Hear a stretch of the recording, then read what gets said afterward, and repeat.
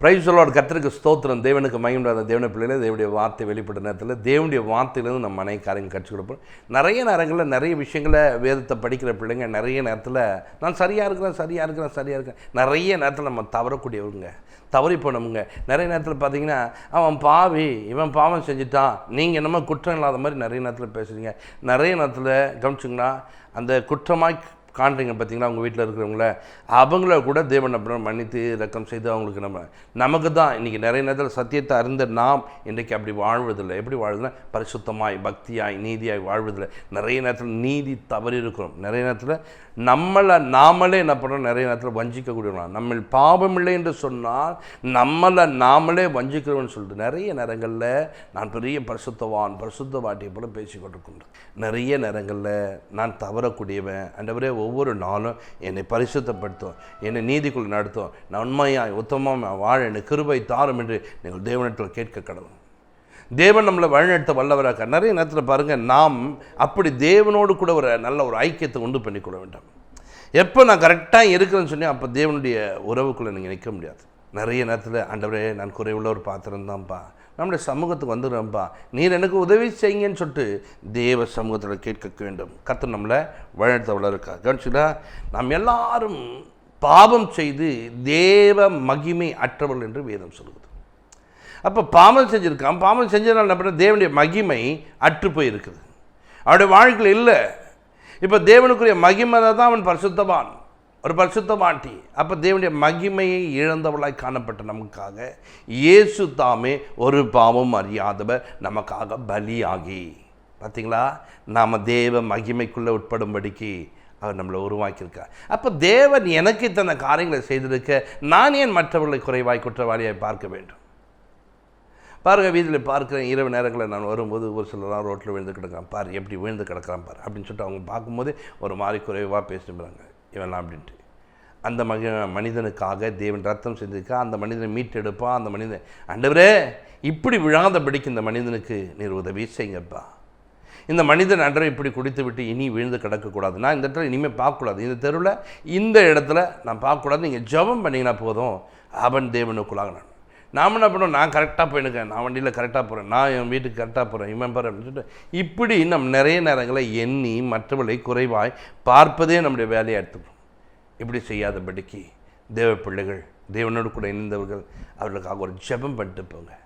நான் கூட இப்படி தாங்க தேவ மகிமை இழந்தவனாய் பாவம் செய்து, எல்லாரும் பாவம் செய்துன்னு சொல்லுது. அப்படி எல்லாரும் பாவம் செஞ்சதுனால தேவ மகிமை இழந்து போயிருந்தோம். தேவனோ அப்படியே ஒரே குமாரனை எனக்காக கொடுத்து பாவம் அறியாதவரை கட்சிங்களா எனக்காக பாவமாய் இன்றைக்கி என்ன பண்ணுறார்? மாண்டதுனால நான் இன்றைக்கி நீதிமானாக மாற்றப்பட்டிருக்கேன். இன்றைக்கி நான் அப்படி மாறி இருக்கிறேன், தேவன் எனக்கு உதவி செய்திருக்கான்னு சொல்லிட்டு தேவனை ஒரு மனிதன் சார்ந்து கொண்டவனாய் மாறுவேன்.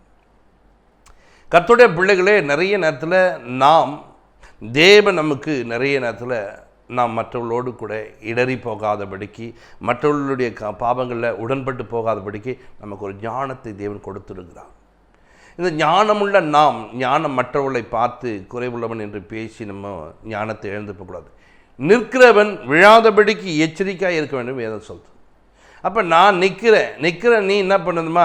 மற்றவர்கள் நிற்க முடியாதவருக்கு உதவி செய்யக்கூடியவராக மாற வேண்டும். நாம் என்ன பண்ணுறோன்னா, நான் நிற்கிறேன் பாரு அவன் விழுந்து கிடக்கிறான்னு சொல்லிவிட்டு நாம் விழக்கூடிய சூழ்நிலைக்குள்ளே தள்ளப்படுகிறோம். இன்றைக்கு தேவ பிள்ளைகள் நிறைய பேரை நான் பார்ப்பேன், பெரிய பரிசுத்தவானை போல காணப்பட்டவர்கள். இன்றைக்கி ஒரு கூட்டத்தாரை நான் பார்க்கும்போது அவங்க இடறி போனதை நான் பார்த்தேன். என்ன பார்த்துன்னா அப்படியே கேட்கும்போது, எல்லாம் என்னையா அப்படி தான் இருக்குதுப்பா அப்படின்றாங்க. ஒருத்தரை நான் பார்க்கும்போது பார்த்திங்கன்னா ஒரு தவறான வழிகளில் கடந்து போகிறார். அப்புறம் அவரை பார்த்தேன், நான் நீங்கள் இப்படி இருக்கிறீங்களா அப்படின்னு கேட்டேன். நாங்கள் ரட்சிக்கப்படுமா, நீங்களாம் அப்படிலாம் இருப்பீங்களேண்ணா? ஆமாம்மா, அப்படி தான்ப்பா இருந்தேன், நாளும் போன போக்கில் அப்படியே கல்யாணம்லாம் ஆச்சு, எல்லாம் ஒரே பிரச்சனையாக மாறி நான் இப்படி ஆகிட்டேன்ப்பா. பார்த்தீங்களா, ஒரு நாள் அவர் பார்த்தீங்கன்னா அவ்வளோ பரிசுத்தவானாய் காணப்படுவார், அவ்வளோ பரிசுத்தம் இருந்தார். அவர் ஏன்னா விழுந்து போய் விட்டார். இன்றைக்கி சாத்தான் எவனை விழுங்கலாமோ என்று வகை தேடி கொண்டிருக்கும் போது நம்முடைய வாழ்க்கையில் நம்மளை விழுங்குவான் என்று சொன்னால் நாம் இடறி போய் நிற்போம். தேவனுக்குரியவர்களாக இருக்கிற நாம் தேவனுக்கு பிரியமில்லாமல் வாழ்வோம், தேவ மகிமை அற்றவர்களாய் மாறிப்போவோம். அப்படி மாறப்படாதபடிக்கு நாம் மற்றவர்களை குற்றம் சாட்டி கொண்டு இராதபடிக்கு நான் குற்றவாளியாக இருந்தேன், என் குற்றங்களை தேவன் மன்னித்தார், எனக்கு அவர் உதவி செய்தார் என்று மற்றவர்களை குற்றங்களிலிருந்து வெளியில் கொண்டு வரக்கூடிய மக்களாய் மாறுங்கள். கர்த்தர் உங்களை ஆஸ்வதிப்பார், கர்த்தர் உங்களை வழிநடத்துவார், கர்த்தர் உங்கள் தேவைகளை சந்திக்க அவர் வல்லவராக இருக்கிறார், உனக்காக ஒரு நன்மை செய்ய காத்திருக்கிறார். ஒரு வசனத்தை வாசிப்போம். நீங்கள் 2 கொரிந்தியரில் 5:21 வாசிக்கும் போது, நாம் எல்லாரும் தேவனுடைய நீதியாகும்படிக்கு பாவம் அறியாத அவரை நமக்காக அவர் பாவமாக்கினார். பாவம் அறியாத அவரை நமக்காக பாவமாக்கினார். அப்போ ஏன் பாவம் அறியாதவரை? நான் நீதிக்குள்ளே வரும்படிக்கு, நான் நீதிமானாய் மாறும்படிக்கு. அப்போ தேவ மகிமை இழந்த நான் இப்போ எப்படி மாறினா நீதிமானாய் மாறுகிறேன், நீதிக்குள்ளே நடத்தப்படுகிறேன், நீதிக்குள்ளே மாறப்போகிறேன். அதற்காக தேவன் என்ன செய்தார் தெரியுமா? பாவம் அறியாதவரை பாவமாக்கினாராம். இன்றைக்கு நாம் அப்படியாப்பட்ட காரியங்களில் நம்முடைய வாழ்க்கையில் தேவன் நம்மளை விடுதலை பண்ணி வெளியில் கொண்டு வர நாம் மற்றவர்களுடைய விடுதலைக்காக என்ன பண்ணி கொண்டிருக்கோம்? ஜபிக்கிறோமா? போராடி ஜபிக்கிறியா? உன் வாழ்க்கையில் உனக்கு ஒரு பிரச்சனை, இரவெல்லாம் தூங்குவதில் ஜபம் பண்ண இருக்க, மற்றவங்களுக்கு என்ன பிரச்சனை, நான் பாட சாப்பிட்டு நல்லா தூங்கிடுவோம், எனக்கு நல்லா தூக்கம் வருங்க அப்படின்ட்டு இப்படி இருக்கக்கூடாதுங்க. உன் குடும்பத்தில் உன் கணவன் ரட்சிக்கப்படலையே, உன் பிள்ளைகள் ரட்சிக்கப்படவில்லையே, உன் குடும்பத்தில் உன் சொந்த பந்தம் ரட்சிக்கப்படலையே, உன் குடும்பத்தில் இன்றைக்கி உன் தாய் தகப்பன் உன்னை உளவாய் நேசித்தவர்கள் அந்த ரட்சிப்பு இல்லாமல் நரகத்துக்கு போக போகிறார்களே, யார் உங்களுக்காக திறப்பில் நிற்கிறது? நீ போய் நிற்கணும்.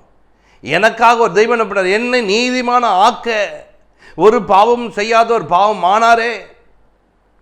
எதற்காக எனக்காக பாவம் ஆனார்? நான் அவருடைய பரிசுத்தத்தினாலே நான் பரிசுத்தம் ஆக்கப்பட வேண்டும். அதே போல் உன் குடும்பத்தில் யார் இருக்காங்களோ அவர்கள் பரிசுத்தம் ஆக்கப்பட உன் பரிசுத்தம் அங்கே வெளிப்படணுமே. அந்த பரிசுத்தம் வெளிப்படும் போது தான் அவர்கள் பரிசுத்தம் ஆக்கப்படுவார்கள். இரவில் உட்காரு, ஜபம் பண்ணு, தேவனை தேடு. நான் ஒரு தப்பம் பண்ணல, ஆனால் இரவெல்லாம் நான் முழிச்சு நிற்கேன். அதுதான் தேவனுடைய வேலை. தேவன் அப்படி தான் என்ன பண்ணுறது? பாவம் செய்யாத அவர் பாவமானார். எதற்காக பாவமானார்? உன்னையும் நீதிமானாய் மாற்றுவதற்காக, உன்னையும் என்னையும் குற்றம் இல்லாதவனாய் மாற்றுவதற்காக. உன் மேலே என் மேலே சாட்டப்படுற ஒவ்வொரு குற்றங்களையும் அங்கே தேவன் மாற்றுவதற்காக ஆண்டவர் பாவமானார். இந்த பாவமான தேவன் எதுக்காகனா என்னையும் உன்னையும் பரிசுத்தமாக்க. இப்படி பரிசுத்தமாக்கியிருக்கிறாரே. தேவ பிள்ளைகளாக இருக்கிற நாம் இந்த பரிசுத்தத்துக்குள்ளே நடந்து வர, இந்த பரிசுத்தத்துக்குள்ளே வாழ நம்ம ஒவ்வொரு நாளும் பிரயாசப்பட வேண்டும். ஒவ்வொரு நாளும் தேவனோட இணைந்து கொள்ள வேண்டும். தேவன் நம்மளை வழிநடத்த வல்லவரக்கா, தேவ ஆவியானவர் தேற்ற வல்லவரக்கா, தேவனுடைய பிரசனம், தேவனுடைய மகிமை ஆளுகை செய்யும்படிக்கு நம்ம ஒவ்வொரு நாளும் தேவனை சார்ந்தவர்களாய் வாழ வேண்டும். தேவனுக்கு பிரியமாய் நடக்க வேண்டும். தேவ ஆவியானவர் தேற்ற பலப்படுத்த வல்லவராக இருக்கிறார். கர்த்தருடைய பிள்ளைகள் பாருங்கள், இன்றைக்கி நிறைய பேர் நான் பரிசுத்தமானனா நான் மாத்திரம் என்னை காத்துக்கொண்டு போயின்னு இருப்பேங்க. உன்னை பரிசுத்தமாக்குறதே உன்னை காத்துக்கொள்வதுங்க, பரிசுத்தம் மற்றவர்களையும் நீ காத்து கொள்வதற்காக, பரிசுத்தம் இல்லாதவர்களை நீ பரிசுத்தப்படுத்துவதற்காக. ஒரு விவசாயி விதைக்கிற விதை பாருங்கள், அவன் மட்டும் விதைச்சி சாப்பிடுவதற்காகவா? அவன் விதைக்கிற விதை பாருங்கள், அவனோடு கூட இருக்கிறெல்லாம் அவன் ஊராரெல்லாம் சாப்பிடணும்னு சொல்லிட்டு அந்த விதையை விதைத்துக்க. ஒவ்வொரு நாளும் பாருங்கள், யாரும் அவருக்கு ஹெல்ப் பண்ணலாம் கூட அவரே தண்ணி பாய்ச்சி கொண்டு அவரே என்ன பண்ணுற எல்லாம் செய்து அறுவடை பண்ணி எல்லாமே என்ன பண்ணுற அங்கே இருக்கிற மக்களுக்கெல்லாம் கூட. இதுதாங்க இன்றைக்கி தேவனுடைய பிள்ளைகளை நீங்கள் பரிசுத்தமாய் வாழ்ந்தது எதுக்காகனா மற்றவர்களை தேவனுக்குள்ளாக பரிசுத்தமாக்குவதற்காக, பரிசுத்தம் படுத்துவதற்காக, நீதிக்குள்ளே நடத்துவதற்காக. ஒவ்வொரு நாளும் நாம் அப்படி மாற வேண்டும். ஒவ்வொரு நாளும் தேவனை அப்படி சார்ந்து கொள்ள வேண்டும். ஒவ்வொரு நாளும் தேவனோடு கூட அப்படி ஐக்கியப்பட வேண்டும். தேவ உறவிலே நாம் நிலைத்திருக்க வேண்டும். தேவன் நமக்கு உதவி செய்ய வல்லவராக்கார். வேதத்தில் நீங்கள் பார்க்கும்போது பார்த்தீங்கன்னா 1 பேதுருல 2:22 பாருங்கள், அவர் பாவம் செய்யவில்லை, அவருடைய வாயில் வஞ்சனை இல்லை காணப்படவில்லை. அவர் பாவம் செய்யவில்லை, அவருடைய வாயிலே வஞ்சனை காணப்படவில்லை. எப்படி போட்டிருக்கு பார்த்தீங்களா? பாவம் செய்யலையா, வஞ்சனை காணப்படவில்லையா, ஆனால் அவர் பாவமானதுக்கு எதுக்காக? உனக்காக, எனக்காக. பாவம் செய்யாதவர், வஞ்சனை காணப்படுவர். அப்போ பரிசுத்தமாக இருந்தவர் யாருன்னா தேவன் ஒருவரே, இயேசு ஒருவரே. அந்த இயேசு உனக்காக எனக்காக பலியானார். அந்த இயேசு உனக்காக எனக்காக அவர் பாவமானார். வஞ்சனை இல்லாதவர் உனக்காக வஞ்சனை உள்ளவராய் மாறுகிறார். ஏன்னா நீயும் நானும் வஞ்சிக்கப்பட்டு போகாதபடிக்கு, நீயும் நானும் அந்த பரிசுத்த இழந்து போகாதபடிக்கு தேவன் நமக்காக அப்படி மாறினார். இன்றைக்கு நாம் நம்முடைய குடும்பத்துக்காக, நம்முடைய பிள்ளைகளுக்காகவே அப்படி மாறலன்னு சொன்னால் மற்றவங்களுக்காக நம்ம இன்றைக்கி பாருங்கள், ஒரு கூட்டம் தேசத்துக்காக ஜெபம் பண்ணி கொண்டிருக்கு, ஒரு கூட்டம் ஒவ்வொரு மாநிலத்துக்காக ஜெபம் பண்ணுது, ஒரு கூட்டம் பாருங்கள் நாடு முழுவதும் ஜெபம் பண்ணி கொண்டிருக்கு. இன்றைக்கி நாம் எதற்காக ஜெபித்து கொண்டிருக்கிறோம்? ஒவ்வொரு நாளும் ஏதோ சபைக்கு போயிட்டு வரோம், கடவுளை தேடி விட்டோம் அப்படின்னு சொல்லிட்டு ஞாயிற்றுக்கிழமை ஒரு நாள் சபைக்கு போயிட்டு வந்து படுத்து தூங்குவதா? இல்லை, நீங்கள் இருக்கக்கூடிய இடங்களில் ஆண்டவரே என்னை நீர் பரிசுத்தமாய் காத்துக்கொண்டவரே, என் ஜனம் இப்படியாய் பாவம் செய்து என் ஜனம் இப்படி அழிவுக்குள்ளே இருக்கப்பா, அவங்களுக்காக நான் திரைப்பில் நிற்கப் போகிறேன் என்று நீ நிற்க வேண்டும். தானியேல் பாருங்க, பாபிலோனில் பிடிக்கப்பட்டு போய் அங்கே இருக்கிறார். அங்கே இருக்கிறவருக்குள்ள அங்கே தேவாலயத்தில் ஒரு சுருள் ஒன்று கண்டார். அந்த கண்டது 70 வருடம் இந்த பிரச்சனை முடியும், இவங்கெல்லாம் தண்டிக்கப்படுற நாள் அப்படின்னு சொல்லும்போது அவர் தேவ சமூகத்துக்கு போனார், மன்றாடுகிறார். பரிசுத்தமானவர் போய் மன்றாடும் போது, பரிசுத்தமானவர் போய் நிற்கும் போது அந்த பரிசுத்தமானவருடைய வார்த்தையை தேவன் கேட்கக்கூடியவராக இருக்கிறார். இவர் தான் பாவம் செய்யலைங்க, இவர் கரெக்டாக இருக்கிறாங்க, பர்ஃபெக்டாக இருக்கிறாங்க, தேவனுக்கு உகந்தவராக இருக்கிறாருங்க. இந்த உகந்தவர் தாங்க அங்கே போய் நின்று 70 வருடத்தை 70 வாரமாய் மாற்றி இருக்கிறார். ஏன் தெரியுமா? அவர் தேவ சமூகத்தில் போய் உட்கார்ந்தார். ஆண்டவரிடத்தில் இது பண்ணுறார். குற்றம் சாட்டப்பட்ட மக்களுக்காக பரிந்து பேசுகிறான். அவர் பரிந்து பேசி என்ன பண்ணுறாரு? அவர் ஒரு விடுதலை வாங்கி கொடுக்குறார்.